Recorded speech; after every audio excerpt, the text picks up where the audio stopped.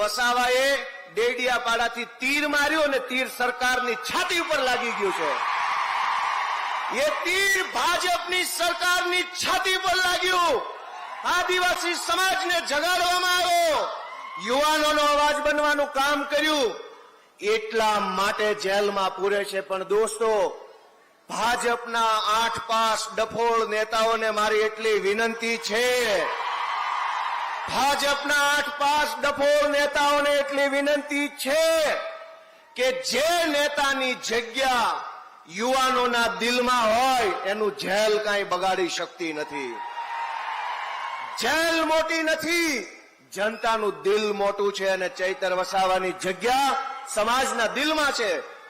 દોસ્તો, આ ચૈતરભાઈ વસાવાની લોકપ્રિયતાની વાત કરું, વર્ષોથી ભાજપમાં કોંગ્રેસમાં પણ આદિવાસી સમાજના નેતાઓ ચૂંટણી જીતે છે. કોઈ સાંસદ બને, કોઈ ધારાસભ્ય બને, અહીંના આપણા કાકા સાંસદ સભ્ય છે. પણ ભાજપને કઈ વાત ખટકે છે, ધ્યાનથી સાંભળજો કે વિસાવદરની ચૂંટણીમાં હું ઉમેદવાર હતો તો ગામડેથી એવા ફોન આવતા હતા કે ચૈતરભાઈ ક્યારે આવે છે સભા કરવા અમારા ગામમાં.